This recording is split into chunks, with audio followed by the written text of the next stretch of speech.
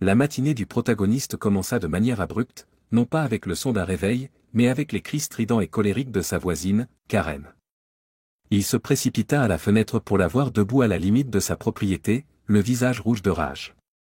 Son SUV était coincé dans une tranchée profonde creusée autour de son allée, les roues tournant inutilement dans la boue. La voix de Karen portait à travers le jardin alors qu'elle lui lançait des accusations et des insultes. Alors qu'il se tenait là, la regardant lutter, les souvenirs de leur conflit passés envahirent son esprit. Karen avait toujours été une épine dans son pied, critiquant constamment sa propriété et le signalant à l'association des propriétaires, HOA, pour les infractions les plus minimes. Que ce soit la hauteur de sa pelouse, la couleur de sa clôture ou la place de ses poubelles, Karen avait fait de sa vie une mission impossible. Sous son influence, la HOA était devenue un outil pour exercer un contrôle sur le quartier. Cependant, ce dernier incident semblait différent. La tranchée autour de son allée n'était pas un accident, c'était un acte délibéré, une réponse à des mois de harcèlement. Mais alors que les cris de Karen devenaient plus forts, le protagoniste réalisa que ce n'était que le début d'un conflit bien plus vaste. La tension entre le protagoniste et Karen couvait depuis des mois, mais elle atteignit son paroxysme un matin lorsqu'il trouva son SUV garé directement devant son allée. Elle se tenait à proximité, les bras croisés, un sourire suffisant aux lèvres. Lorsqu'il la confronta, Karen expliqua que la HOA avait jugé son allée non conforme à leurs normes. Selon elle, elle était trop large, trop étroite ou simplement pas aux normes, les détails n'avaient pas d'importance.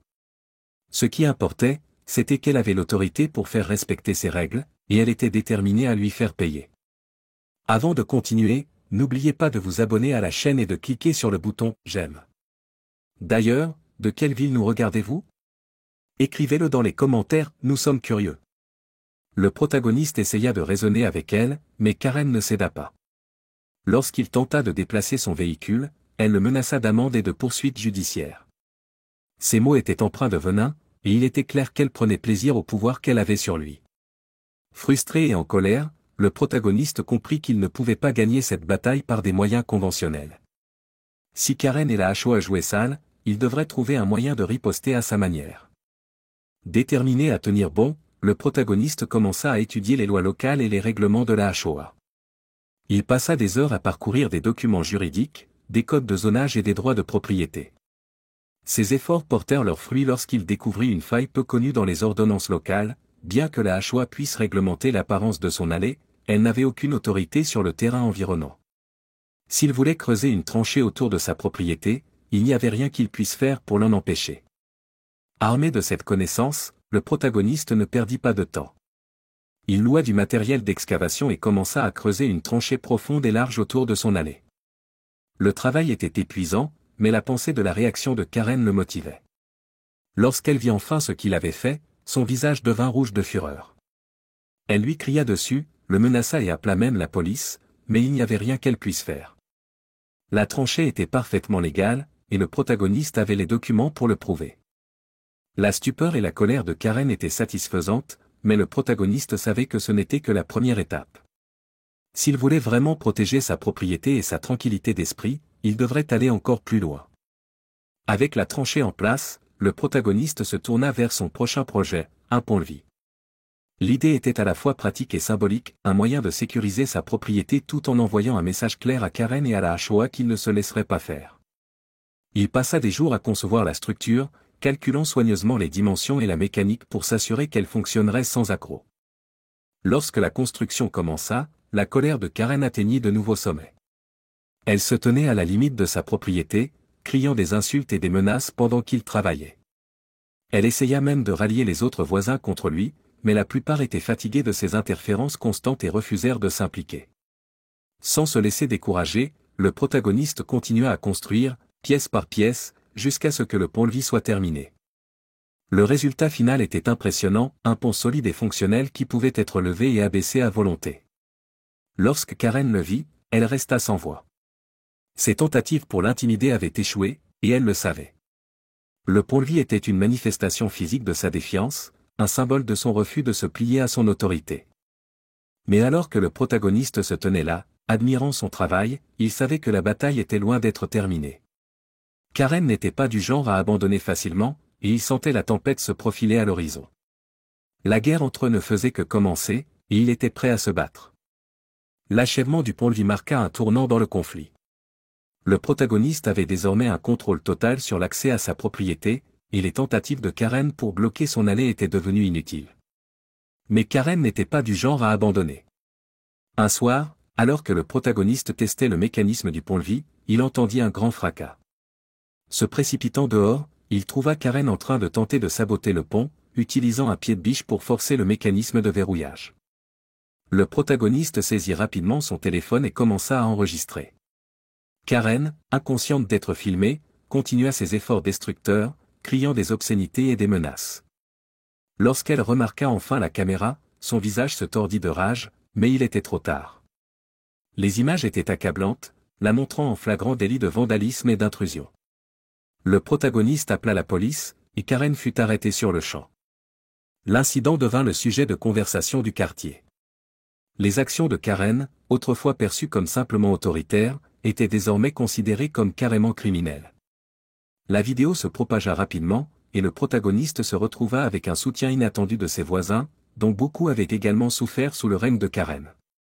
La vidéo de l'arrestation de Karen devint virale, partagée sur les réseaux sociaux et même reprise par les médias locaux.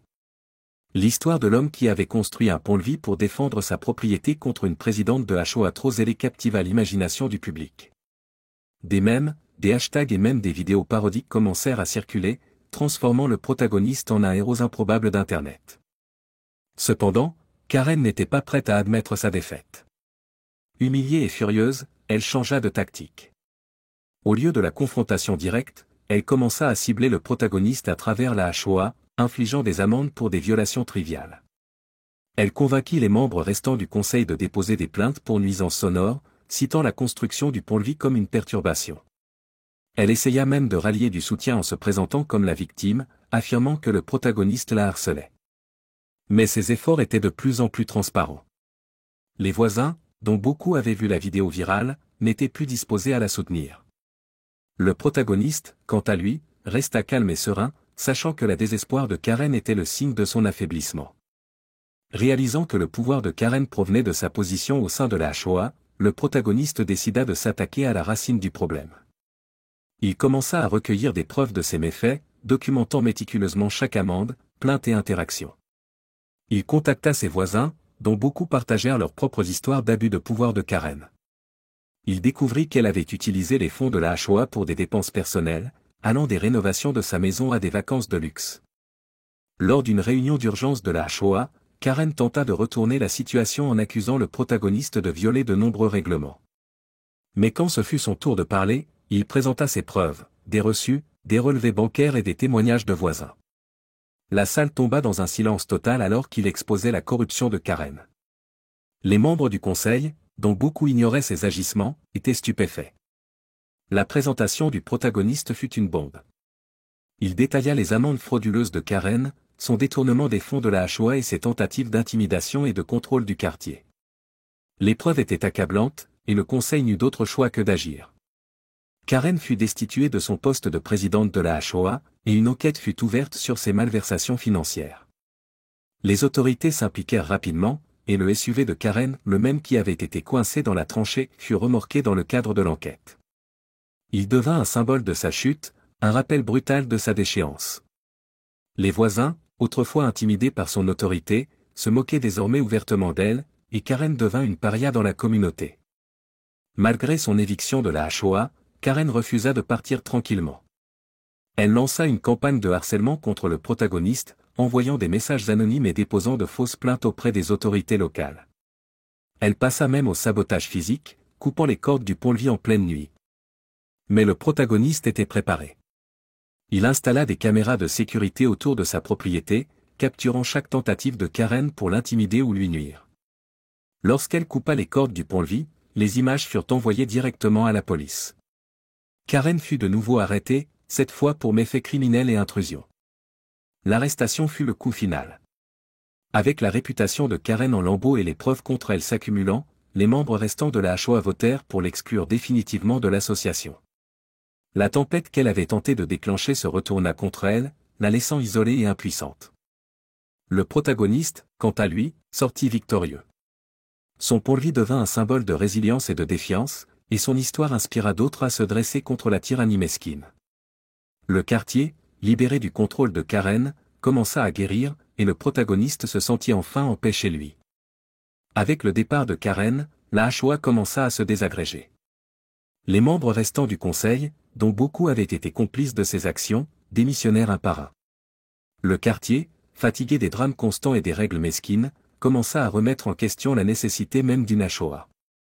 Une réunion fut organisée pour discuter de l'avenir de l'association, et la participation fut massive.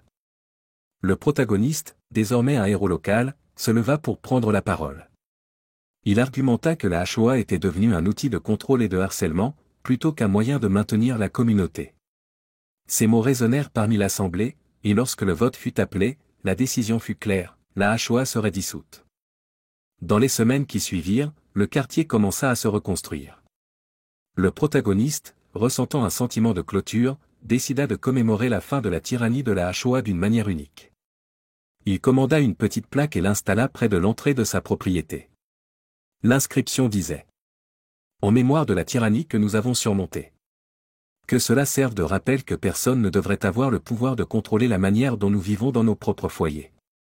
N'oubliez pas de vous abonner à notre chaîne et d'aimer cette vidéo pour montrer votre soutien.